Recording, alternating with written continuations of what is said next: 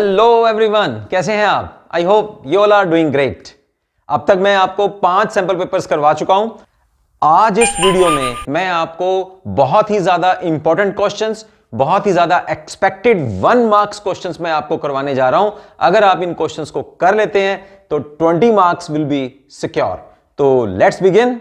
This is doctor RPS Toor from the quest for maths. इसी एक platform पर you can have expertise mathematics knowledge from school to college and competitions.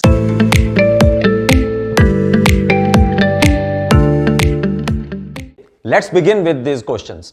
मैंने कुछ important questions का एक set तैयार किया है। इन इंपॉर्टेंट क्वेश्चंस को आप कर लीजिए, लास्ट मिनट रिवीजन समझ के इसको कर लीजिए। हो सकता है कि इन क्वेश्चंस के साथ के क्वेश्चंस आपको एग्जामिनेशन में आ जाएं।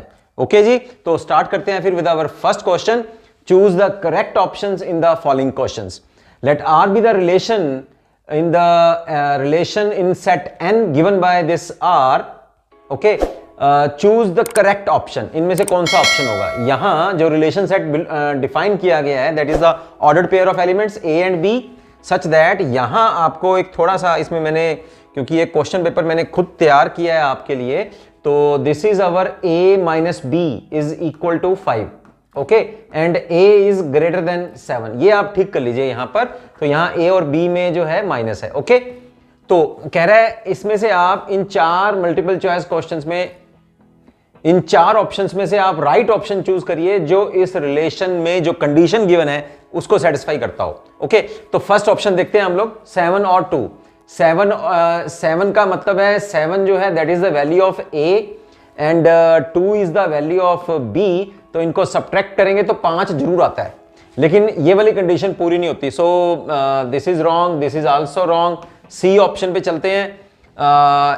a जो है दैट इज ग्रेटर देन 7 और b कुछ भी है, लेकिन दोनों का डिफरेंस करके देखो तो 5 आ जाएगा। तो दोनों कंडीशन पूरी हो रही हैं। सी इज अवर राइट ऑप्शन। चलते हैं सेकंड क्वेश्चन की ओर।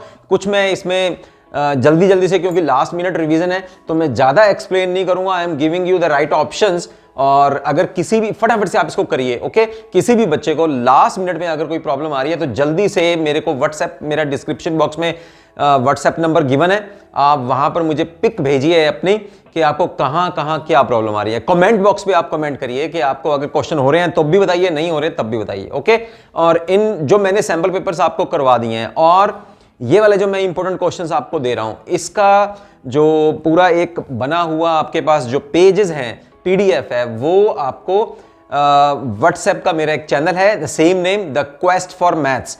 उस चैनल पे आपको इस पीडीएफ जो है क्वेश्चन पेपर्स की, वो आपको मिल जाएंगी। ओके, तो नेक्स्ट क्वेश्चन में चलते हैं। Relation R that is ordered pair of elements. देखिए वैसा ही क्वेश्चन है और यहां क्या है, x इज लेस देन और इक्वल टू y। यहां जो कंडीशन है that is this, x is less than और equal to y where x y these two elements belongs to our real numbers. तो यहां ये real set of real number है और ये क्या है, रिलेशन सेट। ओके, दोनों आर में फर्क होना चाहिए। इज 4 ऑप्शंस में आपको चूज करके बताना है इसमें कौन सा ऑप्शन होएगा।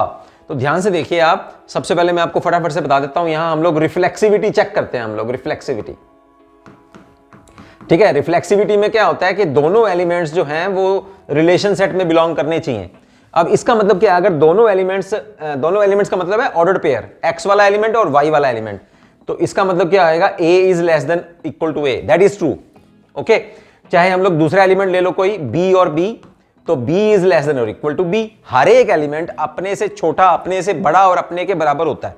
ओके, तो यहां रिफ्लेक्सिविटी चेक हो रही है, इसका मतलब ये गिवन रिलेशन जो है वो रिफ्लेक्सिव है। चलिए सिमेट्रिविटी चेक करते हैं, सिमेट्रिक चेक करते हैं।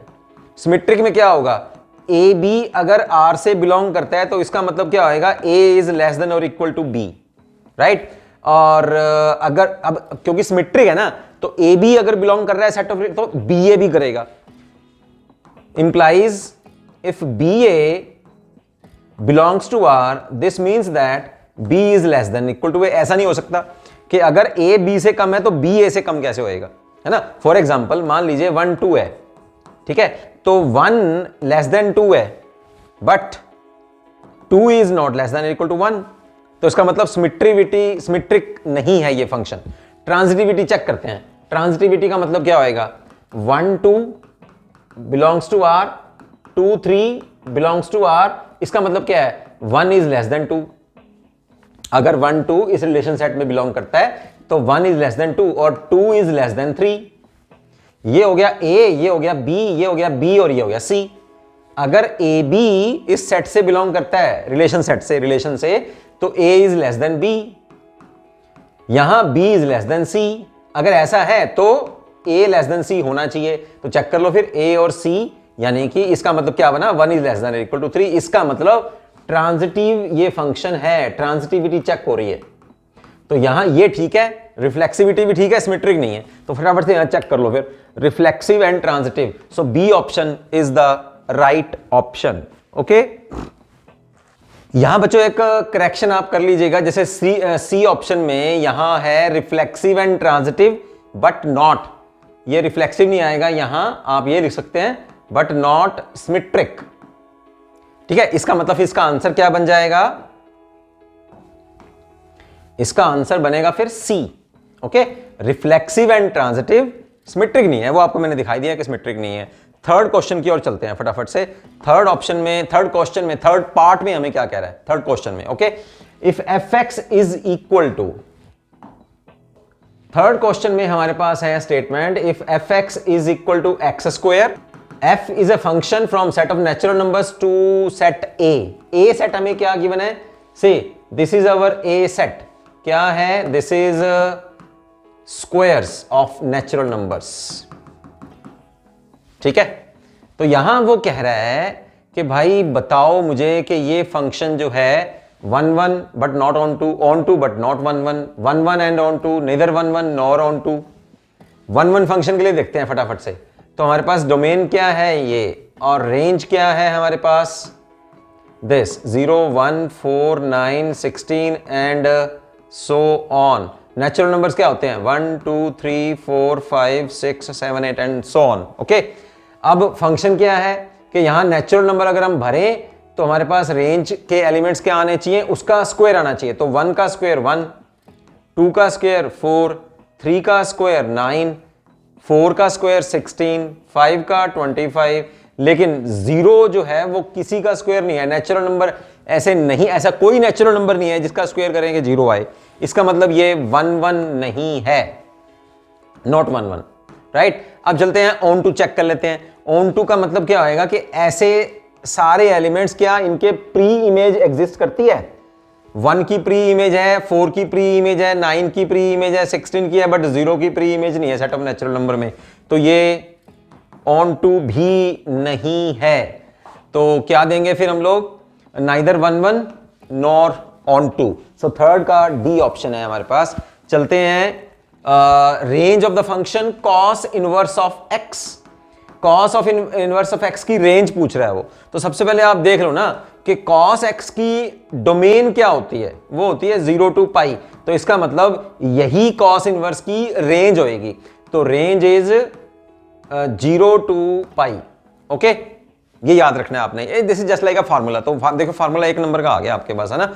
फिफ्थ क्वेश्चन चलते हैं फिर फिफ्थ क्वेश्चन है हमारे पास square matrix of order 2 cross 2। यहां ऑर्डर कुछ भी हो सकता है, 2 क्रॉस 2 है, 3 क्रॉस 3 मैंने जान के छोटा लिया है, तो 3 क्रॉस 3 भी हो सकता है, 5 क्रॉस 5 भी हो सकता है। तो वो कहता है एडजॉइंट, सीधा से एक फार्मूला है। एडजॉइंट का फार्मूला क्या होता है, एडजॉइंट का फार्मूला होता है डिटर्मिनेंट पावर n-1, n-1 जितना ऑर्डर है। तो यहां अगर 3 क्रॉस 3 ऑर्डर है तब भी आप हल कर सकते हैं, 4 क्रॉस 4 है तब भी क्वेश्चन सॉल्व कर सकते हैं, ठीक है ना। होएगी ये स्क्वायर मैट्रिक्स ही। डिटर्मिनेंट कितना दिया है आपने को 5 और ऑर्डर कितना है 2, तो 2 - 1 कर दो, फिर कितना आ गया 5 पावर 1, कितना आंसर आ गया 5। तो इसका आंसर कितना आएगा 5, राइट। और अगर ऑर्डर 3 होता तो क्या आता, फिर कितना आता डिटर्मिनेंट। तो अपने चलो मान लेते हैं यही है 5 ही है, तो 3 ऑर्डर है तो क्या आएगा 3 - 1 है ना, 5 स्क्वायर कितना आ गया 25। सो इसमें जो ऑप्शन हमारा बनता है दैट इज फिफ्थ का c part is our right option. चलते हैं सिक्स्थ क्वेश्चन की ओर। सिक्स्थ क्वेश्चन कहता है if A B is equal to C where B and C are matrices of order 2 cross 5 and 5 cross 5 respectively, then the order of A is this. इनमें से बताओ कौन सा होएगा। चलो फटाफट से इसको देखते हैं। ऐसे ए और ए ये हो गया बी, दोनों की मल्टीप्लीकेशन है। A is the pre factor and B is the post factor. A के बी और सी के दे रखे हैं उसने, है ना। तो बी का ऑर्डर कितना गिवन है अपने को 2 क्रॉस 5, सी का कितना है 5 क्रॉस 5, और इसका निकालना है m क्रॉस n हमें निकालना है। अब ध्यान से देखो, अगर ए बी की मल्टीप्लिकेशन पॉसिबल है तो n का ऑर्डर कितना होना चाहिए, n की वैल्यू कितनी होनी चाहिए 2 आ गई हमारे पास, ठीक है। अब जो ऑर्डर बचा है ना जी यहां आता है, वो क्या आता है, वो जो यहां एलिमेंट बचे हैं वो होने चाहिए, है ना, तभी यहां आता है। इसका मतलब m की वैल्यू कितनी हो गई 5, तो ऑर्डर कितना हो गया फिर a का ऑर्डर हो गया 5 क्रॉस 2, तो C is the right answer. चलते हैं 7th क्वेश्चन की ओर फटाफट से। मैंने देखो 30-40 क्वेश्चन का बनाया है, 30-40 क्वेश्चन कर लो बच्चों, मजा आ जाएगा। पूरे वीडियो में साथ बने रहना। मैं आपको बता रहा हूं इन 40 क्वेश्चंस में से इन 40 क्वेश्चंस जैसे ही क्वेश्चंस ही बोर्ड के एग्जाम में आते हैं। तो बच्चों इस 7th क्वेश्चन को आपने इस तरह से रीड करना है, ओके। मैट्रिक्स का क्वेश्चन है हमारे पास। क्या कह रहा है कि दो मैट्रिसेस आपस में बराबर हैं, तो क्या होता है, कॉरस्पॉन्डिंग एलिमेंट्स बराबर होते हैं, ठीक है। And is asking you to find out the value of y। तो कॉरस्पॉन्डिंग एलिमेंट्स बराबर कर लो फिर। दिस इज इक्वल टू -5 और x की वैल्यू कितनी है 3, x की वैल्यू यहां पुट कर दो तो -2y is equal to -8 and y is equal to 4. So our right answer is the D option is the right answer. 8th question की स्टेटमेंट देखते हैं बच्चों। If fx is equal to sin 8x divided by 5x when x is not equal to 0 and this is equal to n when x equal to 0 और ये function continuous है at x equal to 0, then find the value of n। इस n की value को हम लोगों को पता करना है। तो सबसे पहले हम लोग इसकी लिमिट निकाल लेते हैं। Limit x approaches to 0 sine of 8x divided by 5x, and क्योंकि कॉन्टिन्यूअस है तो लिमिट जो है वो फंक्शनल वैल्यू के बराबर होएगी। फंक्शनल वैल्यू हमारे पास क्या है n when x equal to 0, okay. Functional value का मतलब होता है उस पॉइंट के ऊपर फंक्शन की वैल्यू कितनी है। तो f0 की वैल्यू वो n है, तो n की वैल्यू पूछ रहा है कितनी है। आप लोगों को यहां एक फॉर्मूला यूज करना है, limit x approaches to 0 sine x over x, यानी कि जितना ये एंगल होता है उतना ही डिवीजन में होता है। तो वैल्यू कितनी होती है 1, तो यहां 8 है तो नीचे भी हम लोगों को 8 बनाना है। तो सबसे पहले 1/5 हम लोग कॉमन ले लेते हैं। x approaches to 0 sine of 8x और नीचे आ गया अपने पास x। अब 8 बनाना है तो 8 से मल्टीप्लाई और 8 से डिवाइड, यानी कि जो डिवाइड किया वो ऊपर मल्टीप्लाई हो गया और नीचे वाला एज इट इज रहा डिनोमिनेटर में, राइट। अब ये क्या बन गया हमारे पास, this is equal to n, और ये टोटल लिमिट लेने के बाद अगर x अप्रोचेस टू 0 तो 8x आल्सो अप्रोचेस टू 0। इसका मतलब फिर क्या बना 1/5, ये हो गया अपने पास 1 और ये 8, और यहां क्या आंसर आ गया 8/5। So B option is the right option. 9th question की ओर चलते हैं। 9th क्वेश्चन में हमें ये कह रहा है if y is equal to e power log of x। ऐसे क्वेश्चन बहुत इंपॉर्टेंट होते हैं बच्चों, e पावर log x या e पावर x या e power log x square, इस तरह के क्वेश्चंस आप करके जाना, ठीक है। एग्जामिनेशन में डेफिनेटली कहीं ना कहीं इस तरह के क्वेश्चंस आपको बन सकते हैं, राइट। तो यहां हमारे पास क्वेश्चन है y is equal to e power log of x। e और log क्या होता है, वो आपस में कैंसिल हो जाता है और यहां आ जाएगा x, तो dy बाय dx अपने पास क्या आ जाएगा 1। तो C option is the right option. 10th question की तरफ चलते हैं। 9th ये था और ये है हमारे पास 10th e पावर 3x, ठीक है। ऐसा भी हो सकता है, ध्यान से देखिएगा, y is equal to e power 3 log of x, ऐसा भी हो सकता है। तो इसको करके दिखाते हैं पहले। y is equal to e power log of x cube.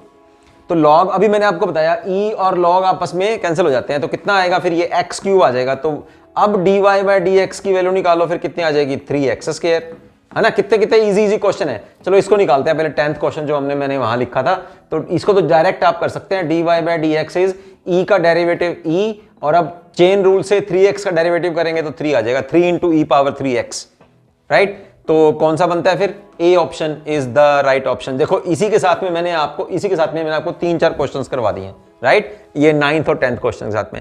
11th question की ओर चलते हैं। 11th क्वेश्चन में अपने वो कहता है ये a circle is increasing at the rate of 2 meter per second, find the rate of change of its circumference। देखिए क्या कह रहा है, सर्कमफ्रेंस का रेट ऑफ चेंज हमें चाहिए। तो सर्कल का सर्कमफ्रेंस होता क्या है, सर्कमफ्रेंस, इसको हम लोग कैपिटल C से डिनोट कर लेते हैं। कितना होता है 2 pi r, where r is the radius. अब वो कह रहा है कि रेडियस ऑफ द सर्कल, यहां रेडियस लिखिए आप, radius of the circle is increasing at the rate of 2 metre per second. तो यहां क्या गिवन है आपको, गिवन है d r by D t is equal to 2 metre per second, है ना, 2 मीटर पर सेकेंड। तो आर का डेरिवेटिव टी के रिस्पेक्ट में, यानी कि आर जो है, रेडियस जो है, वो टाइम के अकॉर्डिंग इस तरह से इंक्रीज कर रही है, ऐसे इंक्रीज कर रही है, राइट। तो अब बस फिर निकाल दो, फिर वो कहता है find the rate of change of its circumference, तो D C by D T निकालना है अपने को। तो ये 2 पाई तो कॉमन है और यहां आ गया 2 पाई कांस्टेंट है, तो D R by D T की आप वैल्यू भर दीजिए, कितना आ गया 2 पाई, और यहां भरेंगे 2, तो कितना आ गया 4 पाई मीटर पर सेकेंड। कौन सा आंसर बनेगा? A option is the right option. चलते हैं 12th क्वेश्चन की ओर। If A is a matrix of order 4x4 and determinant is this, अभी जो मैंने अब क्वेश्चन बताया था आपको, है ना, बिल्कुल वैसा ही, एडजॉइंट ऑफ ए, ये बिल्कुल वैसा ही आ गया, this is the determinant of A. और 4x, तो अभी मैंने क्या बताया आपको, एडजॉइंट ऑफ ए का अगर आपको वैल्यू निकालनी है तो वो डिटर्मिनेंट की n-1 होती है। अब डिटर्मिनेंट कितना है? 3 है ना, तो n कितना है? 4 - 1 कर दो, फिर 3 पावर 3 आ गया, 3 3 9 9 27, 27 is the answer, b option is the right option. 13th question की ओर चलते हैं। 13th क्वेश्चन कहता है the curve f r is equal to -3x has critical point where, बच्चों क्रिटिकल पॉइंट्स क्या होते हैं? क्रिटिकल पॉइंट्स वो वाले x, critical point are those values of x for which the first derivative of the function is equal to 0। तो यहां जो first derivative आया हमारे पास, इसका फर्स्ट डेरिवेटिव करेंगे तो हमारे पास -3 आ जाएगा। अब क्रिटिकल पॉइंट्स निकालने के लिए हम लोग क्या करते हैं, first derivative should be equal to 0। तो यहां कितना है? -3, क्या ये 0 है? But this is not equal to 0। तो ऐसे कोई भी क्रिटिकल पॉइंट्स नहीं है इस फंक्शन के लिए, तो क्या लिखेंगे फिर हम लोग? None of these, d option is the right option. 14th question चलते हैं। If the order of the matrix A is 2x3 and order of matrix B is 3x5, then the order of the matrix B dash A dash, इनकी multiplication का वो पूछ रहा है। तो सबसे पहले फटाफट से हम लोग फिर इनकी मल्टीप्लाई जो हम लोगों ने करनी है, तो B डैश कर देते हैं, इसका ऑर्डर आ जाएगा 5x3 क्योंकि B का 3x5 है, और A का कर देते हैं तो आ जाएगा 3x2। तो B डैश A डैश का ऑर्डर कितना आएगा? ये तो पॉसिबल हो गया, तो यहां B डैश A डैश का जो ऑर्डर आएगा वो आएगा 5x2। So A option is the right option. तो 15th क्वेश्चन में आपको ऑर्डर ऑफ डिफरेंशियल इक्वेशन पूछ रहा है। यहां डिफरेंशियल इक्वेशन में दे रहा हूं आपको double derivative -2 dy by dx plus 6y, इसका ऑर्डर पूछ रहा है। तो ऑर्डर क्या होता है? जो मैक्सिमम डेरिवेटिव पूरी डिफरेंशियल इक्वेशन में होता है, कितनी बार डेरिवेटिव किया हुआ, तो ऑर्डर यहां 2 है, ओके। और डिग्री देखें तो क्या है? इसी मैक्सिमम डेरिवेटिव की आपको पावर देखनी है, तो ऑर्डर 2 है यहां और डिग्री 1 है, तो B option is the right option. 16th question में देखिए, the function defined from set of reals to set of reals F X is this is out of this 4 option. देखो ये लीनियर फंक्शन है, याद रखो, solve करने की जरूरत नहीं है, एक नंबर में लीनियर फंक्शन हमेशा 1 1 एंड ऑन 2 होता है। 17th क्वेश्चन में देखते हैं, यहां अपने को एक वेक्टर गिवन है, नॉन जीरो वेक्टर है, then he is asking you to find out the A cross A, same vector की क्रॉस प्रोडक्ट जो होती है वो 0 होती है, so D option is the right option. इसी तरह से अगर वो आपको डॉट प्रोडक्ट पूछ रहे तो क्या कहेंगे आप? A dot a is equal to a vector का स्क्वायर, ये मैं एक्स्ट्रा बता रहा हूं आपको, और the square of any vector is equal to the square of its modulus, right. तो अगर यहां डॉट प्रोडक्ट होता तो बी ऑप्शन आपके पास राइट ऑप्शन था। अब क्रॉस प्रोडक्ट है तो इसका मतलब सेम वेक्टर्स की क्रॉस प्रोडक्ट जो होती है वो 0 होती है। तो direction ratios of the line, here you have given this line, तो सबसे पहले इसको स्टैंडर्ड फॉर्म में लिख लो आप, इस लाइन को x - 1/3, यहां से 2 कॉमन निकालो तो ये आ जाएगा y + 3/6, राइट। और यहां से माइनस कॉमन निकालेंगे तो z - 1, नीचे -7 है तो +7 हो जाएगा। अब डायरेक्शन रेशियोज हमें देखनी है। डायरेक्शन रेशियोज क्या होते हैं? जो डिनोमिनेटर्स में हम लोगों के पास नंबर्स हैं, तो डायरेक्शन रेशियोज क्या आ जाएंगे फिर इसका आ जाएगा 3 6 और 7, ठीक है। तो c option is the right option. यहां चलते हैं 18th क्वेश्चन की ओर। 18th क्वेश्चन में वो कह रहा है इस इनइक्वालिटी का नाम बताओ भाई, क्या है? बहुत इंपॉर्टेंट क्वेश्चन है। Name of the inequality a dot b is less than और equal to a modulus dot b modulus, this is a is the right answer, Cauchy squares inequality, right. अब आ गया अपने पास relation given by this is reflexive, symmetric, only transitive, only equivalence relation. देखो relation के question तो आते ही आते हैं, बहुत ज्यादा आते हैं। तो यहां 1 1 है, 2 2 है ना, तो रिफ्लेक्सिव तो है ही है। फिर 1 2 है, 2 1 है, तो सिमेट्रिक भी है। फिर और देखते हैं, ट्रांजिटिव देखते हैं, ठीक है।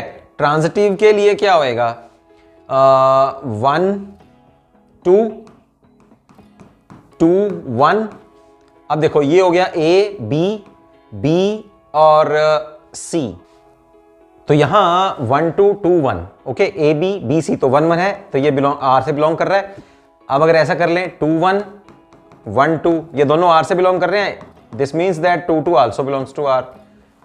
तो ए बी सी, तो ए सी तब भी बिलोंग कर रहा है। तो इसका मतलब तीनों है, रिफ्लेक्सिव है, सिमेट्रिक है, ट्रांजिटिव भी है, that means equivalence relation. So 21st question में हमें कह रहा है find the integrating factor of the given differential equation is given to you as dy by dx plus y is equal to 3। Okay, तो ये किस टाइप से आ गई हमारे पास, dy by dx plus py is equal to q। Okay, तो इसका इंटीग्रेटिंग फैक्टर हम लोग कैसे निकालते हैं, e पावर p dx। यहां p की वैल्यू कितनी है, 1 है, तो 1 dx, तो कितना आ गया, e पावर x आ गया। तो ये वाला ऑप्शन हमारे पास आएगा, फर्स्ट ऑप्शन जो है e पावर x। ओके, ये रखो आप, a is the right option. Vector equation of this line is given by, कितनी होएगी वेक्टर इक्वेशन। वेक्टर इक्वेशन बच्चों कैसे होती है, vector equation is like this, r vector a vector plus lambda b vector. ये वेक्टर कौन सा होता है, जो जिस पॉइंट में से लाइन गुजरती है उस पॉइंट के कोऑर्डिनेट से जो वेक्टर बनता है, that is our A vector. और बी वेक्टर क्या होता है, जो उसके डायरेक्शन रेशियोज होते हैं उससे जो वेक्टर बनता है वो हम लोग यहां रखते हैं। ओके, तो ये वेक्टर हमें डायरेक्शन रेशियो देता है। तो सबसे पहले हम इसको सेट कर लें, तो यहां आ गया अपने पास x minus y over -4, y minus 3 over 5, यहां आ गया x माइनस -3 ओवर -8। ठीक है, तो पॉइंट क्या आया हमारे पास, पॉइंट आएगा जिसमें से लाइन गुजर रही है वो ये वाले पॉइंट्स हैं। तो पॉइंट्स आ गए -5 +5 +3 और -3। और डायरेक्शन रेशियोज क्या आ गए, इसके डायरेक्शन रेशियोज आ जाएंगे -4 5 और -8। तो अब वेक्टर इक्वेशन क्या आ जाएगी, vector equation is R vector is, इससे वेक्टर बनाओ 5i + 3j - 3k, ठीक है, plus lambda times -4i + 5j - 8k। ठीक है, सो दिस इज योर आंसर। ठीक, ये कार्टेशियन इक्वेशन अगर गिवन हो, इस तरह के क्वेश्चन जरूर कर लीजिए, डेफिनेटली बहुत ज्यादा इंपॉर्टेंट क्वेश्चन है। Vector product of 2 vectors is 0 vector if दो वेक्टर की vector product cross product 0 vector होएगी, कब होगी ये बताइए आप, जब दोनों वेक्टर्स आपस में पैरेलल हों। क्यों, क्योंकि अगर परपेंडिकुलर हों तो उनकी डॉट प्रोडक्ट 0 होती है अगर वो परपेंडिकुलर हों। और इसका मतलब क्या बना कि अगर वो पैरेलल हैं तब उनकी क्रॉस प्रोडक्ट जो है वो 0 होएगी। तो ये तो सिंपल सा आंसर है, if A and B are parallel, so A is the right answer. चलते हैं आगे अपन नेक्स्ट क्वेश्चन में। This is our 23rd question. इसी का ही और पार्ट मान लीजिए, इसी के साथ का एक क्वेश्चन मान लीजिए कि ये 22nd क्वेश्चन ही ऐसा मान लो। ठीक है, तो यहां क्या गिवन है अपने को, if vector A dot vector B then angle between the vectors. अभी मैंने आपको बता दिया ये तो, है ना, अगर उनकी डॉट प्रोडक्ट 0 हो, अगर देखो उनकी क्रॉस प्रोडक्ट 0 है तो वेक्टर्स क्या हैं, पैरेलल हैं। और अगर उनकी डॉट प्रोडक्ट 0 है तो उनके बीच वो क्या है, फिर परपेंडिकुलर है, तो π/2 एंगल होएगा उसका। ठीक है, ओके, तो यहां अब है 23rd question, maximum value of z for the constraints. इस कंस्ट्रेंट के लिए इसकी मैक्सिमम वैल्यू क्या होएगी। ओके, तो सबसे पहले आप यहां वैल्यू भर ही देते हैं। फिर ये जो पॉइंट आएगा अपने पास, x और y की, x की 0 है तो y की 4 है, x की 4 है तो y 0 है, और यहां x भी 0 और y भी 0। तो ये सारे पॉइंट्स अब भर के देख लेते हैं उसमें z में। सबसे पहला पॉइंट भरते हैं 0 और 4। 0 और 4 भरेंगे तो z की वैल्यू यहां भरा 0 4 के ऊपर, तो 4 आ गई। 4 0 भरेंगे तो 12 आ गई, 4 और 0, 4 थी 12 है ना, और 0 0 भरेंगे तो 0 आ गई, तो मैक्सिमम वैल्यू कितनी आई फिर अपने पास 12। A is the right answer. 24th question देखते हैं, constraints of a linear programming is very good. तो उसी के साथ का ही क्वेश्चन आ गया हमारे पास, कंस्ट्रेंट्स वाला। ध्यान से देखो, किसी भी लीनियर प्रोग्रामिंग प्रॉब्लम्स के लिए कंस्ट्रेंट्स जो होती है ना वो ऑलवेज लीनियर होती हैं। ये रहा, B option is the right option. 25th चलते हैं। 25th क्वेश्चन में कह रहे हैं probability of an event E lies in the interval. कौन से इंटरवल में लाई करती है? सेमी क्लोज्ड, ओपन, नहीं। ए option is the right option, 0 और 1। इम्पॉसिबल इवेंट की प्रोबेबिलिटी 0 होती है, पॉसिबल की 1 होती है, और 0 और 1 के बीच में होती है। ठीक है, तो ए option is the right option. ठीक, तो बच्चों 25th क्वेश्चन मैंने करवा दिया, probability of an event. Okay, इसी के साथ का एक क्वेश्चन और देखो, प्रोबेबिलिटी वाले चैप्टर में ही इस टाइप के क्वेश्चंस जो हैं, नंबरों पे मत जाओ, है ना। अब तो फटाफट से देखो, जो इंपॉर्टेंट क्वेश्चन लग रहे हैं ना, मैं वो आपको दे रहा हूं। इनके सिबलिंग क्वेश्चंस भी आप देख लेना, क्योंकि एक एक नंबर में ही है ना ये। तो probability of A is half, probability of B is 3/8, probability of their intersection is 1/5, then find the probability of A when B has already happened. Okay, तो इसका फॉर्मूला क्या होता है? Probability of their intersection divided by जो event हो चुका है उसकी प्रोबेबिलिटी से आप डिवाइड कर दीजिए। तो इंटरसेक्शन क्या आ गया? 1/5, और प्रोबेबिलिटी ऑफ बी कितनी है? 3/8। मल्टीप्लाई करो 1/5 इंटू 8/3, तो आ जाएगा 8/15। तो 8/15 means B option is the right option. 26th question के चलते हैं। यहां भी एक दो आपको, चलो ये मैं करवा देता हूं एक बार, इसके साथ फिर मैं एक दो आपको क्वेश्चंस करवाता हूं इंटीग्रेशन वाले चैप्टर में से, वो भी मैं इंपॉर्टेंट क्वेश्चन दे देता हूं आपको। ठीक है, if x and y are two independent events then p and x and y is equal to, क्या होएगा? दो इंडिपेंडेंट इवेंट्स हैं, and का मतलब क्या होया? Their multiplication. So B option is the right option.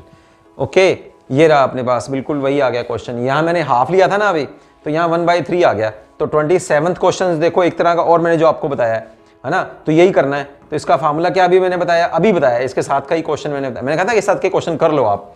तो यहां P probability of A when A B has already happened, तो उसी से डिवाइड कर देंगे। तो probability of their intersection is 1/5, probability of B is 3/8, तो यहां 1/5 और 8/3, तो कितना आ गया? 8/15 ही आ गया। 8/15 मतलब ये जो अभी आप करके गए थे, बिल्कुल सेम ही आ गया, वही का वही।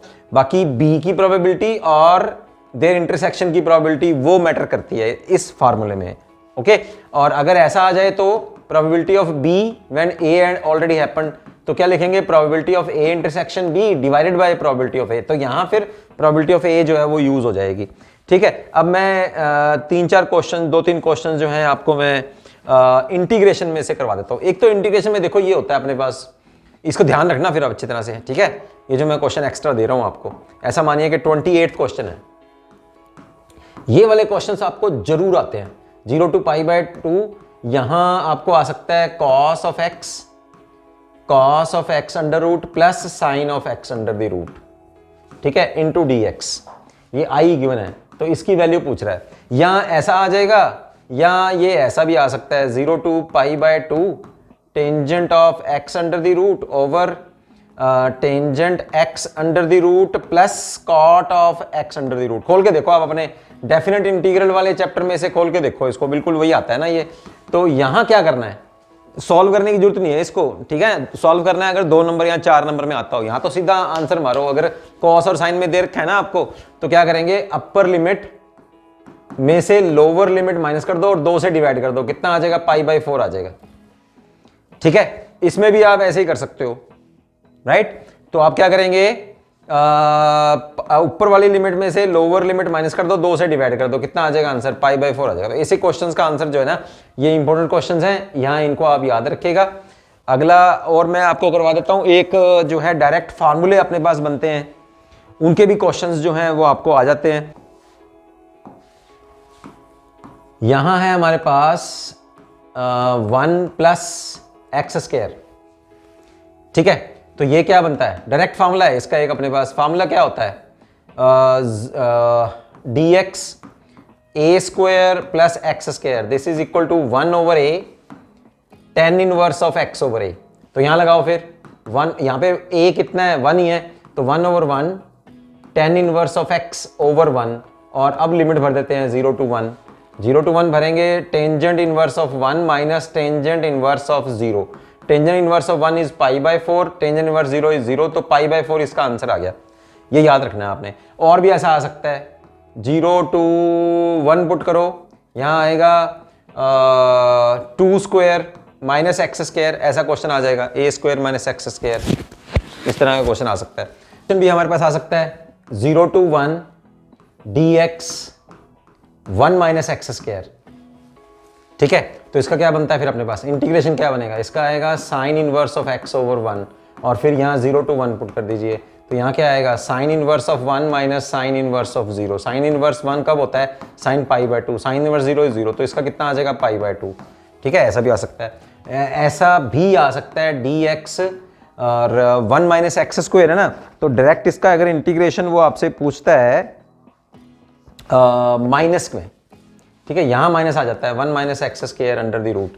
देखो फर्क क्या है इसमें, यहां प्लस था ना, यहां माइनस है, तो इसका क्या बनेगा फिर, माइनस का होता है कोस इनवर्स ऑफ एक्स, ठीक है। अब 0 to 1 उसी तरह से भरो और लिमिट निकाल लीजिए, आप आंसर निकाल लीजिए। तो cos inverse 1 minus cos inverse of 0, तो कॉस इनवर्स 1 कॉस 0 है ना, कॉस 0 कब होता है, जब π/2 होता है, तो माइनस π/2 इसका आंसर आ जाएगा। बोलो समझ में आया। चलिए अब हम चलते हैं और मैं कुछ आपको बता देता हूं, जो अभी मैंने आपको बताए थे इस टाइप के क्वेश्चंस के ऊपर लिमिट जो है हमारी कुछ भी हो सकती है, जैसे ये है π/6 टू π/3, ठीक है। और यहां आपके पास जैसे क्वेश्चन यहां गिवन है π/3 टू π/6 का क्वेश्चन, ये देखिए इस तरह का क्वेश्चन आ सकता है 1 + 10 of x। तो आपने एक नंबर में क्या करना है, बस ऊपर वाली लिमिट में से नीचे वाली लिमिट माइनस करो और 2 से डिवाइड कर दो, तो कितना आ जाएगा π/12 आंसर आ जाएगा इसका, ठीक है। ऐसे भी क्वेश्चंस आ सकते हैं 0 to π/2, ठीक है, जैसे कि आपकी यहां बुक में भी गिवन है sin power 4x divided by sin power 4x plus, जैसे अभी मैंने अंडरवुड का क्वेश्चन करवाया है ना आपको, तो इस तरह के पावर वाले क्वेश्चन, स्क्वायर भी आ सकता है ना, वैसे स्क्वायर करेंगे तो 1 ही हो जाएगा, तो यहाँ 3 पावर भी आ सकती है, जैसे 4 पावर का क्वेश्चन है। तो इसमें भी क्या करेंगे, अभी मैंने आपको क्या बताया, अपर लिमिट में से लोअर लिमिट माइनस करो और 2 से डिवाइड कर दो, तो कितना आ गया π/4 आंसर आ गया, ठीक है। इस तरह के क्वेश्चंस तो मैंने आपको फिर बता दिए हैं। इस तरह आप एक्सरसाइज में भी देख सकते हैं, जो 7.11 एक्सरसाइज है उसमें ये सारे क्वेश्चंस आपको गिवन है, second question, third question, fourth question, जैसे यहाँ 5 पावर गिवन है ना, 4 की यहाँ 5 पावर गिवन है, तब भी आंसर π/4 ही आने वाला है उसका, राइट। तो ये सारे क्वेश्चंस जो हैं आपने करने हैं, और इनमें से पक्का डेफिनेटली फाइनल एग्जामिनेशन में भी मैं आपको शॉर्ट गारंटी देता हूँ कि आने वाले हैं, इन क्वेश्चंस में से क्वेश्चंस आएंगे पक्का, सेम है क्योंकि सारा सेम ही बनता है क्वेश्चन पेपर, है ना, होने मेहनत करने वाले बनने चाहिए आप। चलो अब कुछ क्वेश्चंस करवा लेते हैं आपको फिल इन द ब्लैंक्स में। Okay, square matrix A has inverse if and only if A is, क्या होनी चाहिए, सीधा बताओ। किसी स्क्वायर मैट्रिक्स का इनवर्स पॉसिबल है, कब है, जब वो नॉन सिंगुलर हो, यानी कि उसका डिटर्मिनेंट 0 ना हो। चलिए आगे चलते हैं। Principal value of cos inverse of 1, cos inverse 1 की वैल्यू, कॉस इनवर्स 1 कब होता है, कॉस 1 कब होता है, जब कॉस 0 हो, तो फिर 0 हो जाएगी, right. If A and B are disjoint events then, ये ए इंटरसेक्शन डिसजॉइंट इवेंट्स हैं, तो इसका मतलब P A multiplied with P B, right. If A is A I J 2x3 then A I J is I plus J, then A11 is, यहां ये element दे रखे हैं 2x3 उसका order है, और ए आई जे एलिमेंट जो है वो आई प्लस जे करके आते हैं, ठीक है। तो अब A11 पूछ रहा है, तो A11 फिर आप पुट कर दो, यहां भी पुट करो, यहां भी पुट करो, 1 + 1 कितना आ गया, 2 आ गया। If y is tangent x then dy/dx at x = 0। सबसे पहले आप dy/dx निकाल लो ना, dy/dx हो जाएगा टेंजेंट का सीकेंट स्क्वायर x, अब x 0 भर दो उसके अंदर, तो सीकेंट 0 cos 0 कितना होता है 1, सीकेंट 0 इज आल्सो 1, तो आंसर कितना आ गया फिर 1, ठीक है। टेंजेंट का डेरिवेटिव सीकेंट स्क्वायर x। चलते हैं फिफ्थ क्वेश्चन की ओर, सिक्स्थ पार्ट जो इसका है। In linear programming program the function which is maximize और मिनिमाइज इज कॉल्ड, क्या होता है ये, ऑब्जेक्टिव फंक्शन, ठीक है। 1 नंबर का क्वेश्चन है, ऑब्जेक्टिव फंक्शन। चलो सेवंथ पार्ट की ओर चलते हैं। The order of the matrix is then the order of A dash matrix.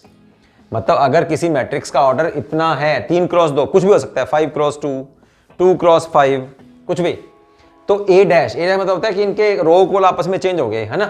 तो जो पहले रोज हैं वो अब कॉलम बन जाएंगे और जो कॉलम है वो रोज बन जाएंगे। तो ए डैश का ऑर्डर कितना आ जाएगा, ट्रांसपोज का, है ना, 2 क्रॉस 3 आ जाएगा।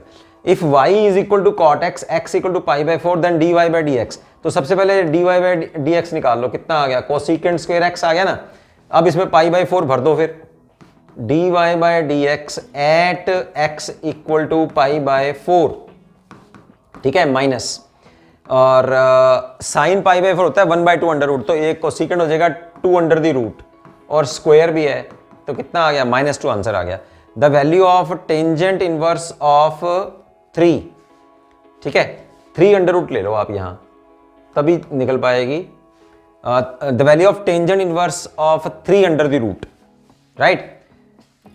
ध्यान से देखिए, tangent inverse of pi by 4 1 होता है, या ऐसा कह लेते हैं टेंजेंट पाई बाई 4 1 होता है ना, तो टेंजेंट इनवर्स ऑफ 1 कितना हो जाएगा, पाई by 4।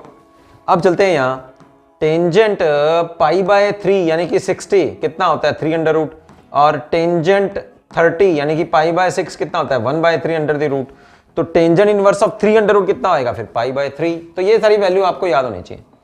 Equation of x axis पर कौन सा कोऑर्डिनेट 0 होता है, y 0 होता है, तो इक्वेशन क्या हो जाएगी, y = 0। A coin, 11th part, a coin is toss, the probability of getting tail, एक कॉइन फेंका गया, टेल के आने की प्रोबेबिलिटी, फेवरेबल केस कितने हैं 1, टोटल केस कितने हैं 2, तो 1/2 हो गया। y is equal to cos x, then at x = 0, dy by d x कितना होएगा, dy by d x, this is minus sine x. अब एट 0 पे देख लो, साइन 0 0 होता है, तो आंसर कितना आएगा फिर 0, ठीक है। चलो 13th क्वेश्चन में देखते हैं। Direction ratios of the line, ये लाइन है। अब इसमें मैंने आपको क्या बताया था कि यहां वेक्टर इक्वेशन है ना, अभी आपको बता के क्या हूं, यहां है a vector plus S B vector, ये आपको डायरेक्शन रेशियो देता है और ये आपको पॉइंट देता है, तो डायरेक्शन रेशियो ही पूछ रहा है। तो डायरेक्शन रेशियोज क्या हो जाएंगे, उसके कोएफिशिएंट ले लो, 2 माइनस यहां है j, 3j प्लस 2k, ठीक है, थोड़ा मिसप्रिंट है यहां, तो 2 माइनस 3 और प्लस 2, तो ये आ गया डायरेक्शन रेशियो, ये आंसर आ गया इसका। 14th पार्ट की ओर चलते हैं। 14th पार्ट कहता है if a dice is tossed 1 then the probability of getting an even number, great. तो एक डाइस है, उसमें अपने पास टोटल केस कितने होते हैं, सैंपल स्पेस कितना होता है, 1 से लेके 6 तक, 1 2 3 4 5 और 6। इसमें इवन नंबर देखो कितने हैं, 2 4 और 6। ऐसा ही क्वेश्चन, तो हमारे पास प्रोबेबिलिटी ऑफ इवन नंबर क्या आएगी, फेवरेबल केस कितने हैं 3, 1 2 3, और टोटल केस कितने हैं 6, तो 1/2। सेकंड क्वेश्चन और करवा देता हूं, प्रोबेबिलिटी ऑफ ऑड नंबर कितने हैं 3, टोटल कितने हैं 6, कितने आ गई प्रोबेबिलिटी 1/2, सेम ये रहा, है ना। Dice is tossed 1, probability of getting even number, probability of getting odd number, दोनों की हाफ हाफ ही है, ठीक है। तो ये मैंने आपको काफ़ी सारे क्वेश्चंस जो हैं करवा दिए हैं, 40-50 के लगभग मैंने आपको क्वेश्चंस करवा दिए, और मैं आपको शुभकामनाएं देता हूं आपके प्री बोर्ड के लिए और फाइनल एग्जामिनेशंस के लिए। इन क्वेश्चंस को कर लो बच्चों, कर लो, ठीक है। और कोई भी प्रॉब्लम अगर आपको आती है तो फटाफट से मुझे आप अपनी पिक भेजिए, कहाँ आपको क्या प्रॉब्लम आ रही है, ओके। तो बेस्ट ऑफ लक, मिलते हैं फिर। मैं आपको अभी एक नेक्स्ट वीडियो और बना के भेज दूंगा जिसमें हम लोग 2 मार्क्स के क्वेश्चंस भी मैं आपको कुछ इंपॉर्टेंट क्वेश्चंस दे देता हूं, okay. See you in next video, bye bye.